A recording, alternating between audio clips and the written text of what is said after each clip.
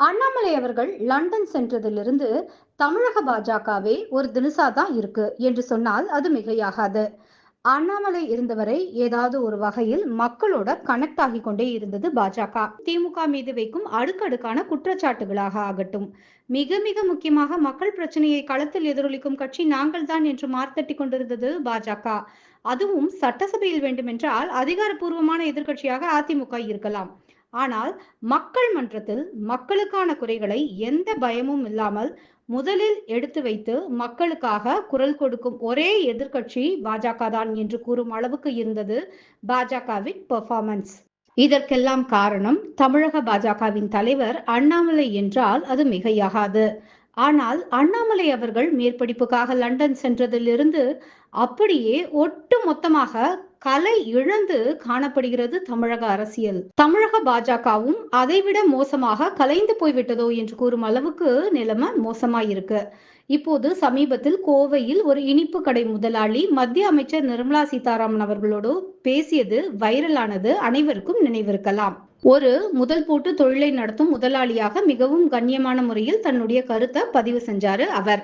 இதைவிட நாகரிகமான முறையில் தங்களுடைய ஆதங்கத்தை யாராலுமே வெளிப்படுத்த முடியாது என்று கூறும் அளவுக்கு எளிய மக்களுக்கும் புரியும் வகையில் ஒரு முதலாளியாக தன்னுடைய கஷ்டம் என்ன, சிரமம் என்ன என்பதை விளக்கியிருந்தார். ஆனால் அவரையும் குற்றம் சொல்லிக் கொண்டிருந்தது ஒரு குரூப். இவர்களுக்கெல்லாம் ஒரு சாமானிய மனிதன் எதிர்த்து கேள்வி கேட்கக்கூடாது என்று நினைக்கிறார்களா என்று எண்ண தோன்றுகிறது. ஆனால் நல்ல வேளையாக நிதியமைச்சர் நிர்மலா சீதாராமன் அதை ஒரு பொருட்டாக எடுத்துக்கொள்ளாமல் சாதாரணமாக பேசி தன்னுடைய அனுபவ முதிர்ச்சியை வெளிக்காட்டினார். ஆனால் இப்போது பாஜகவை சேர்ந்த சிலர் அந்த கடையின் முதலாளி நிர்மலா சீதாராமன் அவர்களிடம் மன்னிப்பு கேட்கும் வீடியோவை பகிர்ந்திருக்காங்க. அதில் அந்த கடை முதலாளி தான் எந்த கட்சியையும் சாராதவர் என்றும் தான் பேசியதற்கு மன்னிப்பு கேட்பதாகவும் கூறியிருக்காரு. நிதியமைச்சரிடம் அவர் மன்னிப்பு கேட்க வேண்டும் என்று நினைத்துதான் அப்பாயின்மெண்ட் வாங்கி மன்னிப்பு கேட்டதெல்லாம் ஒரு பக்கம் இருக்கட்டும். ஆனா அதை வீடியோவாக எடுத்து வெளியிடுவதற்கான அவசியம் என்ன இருக்கு? எங்களை எதிர்த்து கேள்வி கேட்டால் மன்னிப்பு கேட்க வேண்டும் என்ற மறைமுக செய்தியை இவங்க எடுத்து சொல்றாங்களா என்று திமுகவை சேர்ந்த சிலர் கேள்வியை எழுப்புறாங்க. இந்த வீடியோ வெளியே வந்த சில நிமிடங்களில் மிகப்பெரிய எதிர்ப்பை சமூக வலைத்தளங்களில் தொடர்ந்து சம்பாதித்துள்ளது பாஜக.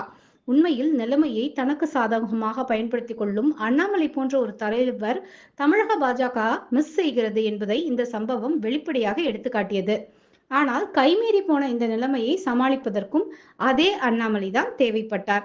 லண்டனில் இருந்தவாறே மன்னிப்பு வேண்டி எக்ஸ் வலைத்தளத்தில் பதிவிட்டிருந்தார் அண்ணாமலை.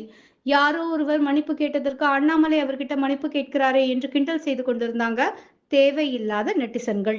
விட்டா யாரோ ஒருவர் மன்னிப்பு கேட்டதற்கு அண்ணாமலை மன்னிப்பு கேட்கும் அளவுக்கு நிலைமை மோசமாகியதால் பாஜக தலைமை மன்னிப்பு கேட்க வேண்டும் என்று யாரும் கிளம்பாமல் இருந்தால் சரி. பன்னுக்கு ஜிஎஸ்டி இல்லை என்பதும் அந்த பன்னுக்குள் கிரீமை வைத்து விட்டால் அதற்கு ஜிஎஸ்டி உண்டு என்பதும் நிர்மலா சீதாராமன் மட்டுமே எடுத்த தனிப்பட்ட ஒரு முடிவு கிடையாது. அனைத்து மாநிலங்களில் இருந்து வரும் நிதி அமைச்சர்கள் சேர்ந்துதான் பொருளாதார வல்லுநர்களுடன் இந்த முடிவை எடுக்கிறாங்க. அதனால அடுத்த ஜிஎஸ்டி கவுன்சிலுக்கு இது வரும்போது திமுகவை சார்ந்த தமிழக நிதி அமைச்சர் இந்த விஷயத்தை பற்றி வலியுறுத்தினாலே பிரச்சனை ஈஸியா தீர்ந்துவிடும். ஆனா இந்த விஷயத்தை எப்படி சொதப்ப முடியும் என்று ஆராய்ந்து தெள்ள தெளிவாக சொதப்பியது போல இருக்கிறது இவர்கள் செய்திருப்பது. இப்படியெல்லாம் செய்தால் தமிழக பாஜக எப்படி கரை சேரும் என்று புலம்பிக் கொண்டு நடையை கட்டுகிறார்கள் பாஜக அபிமானிகள்.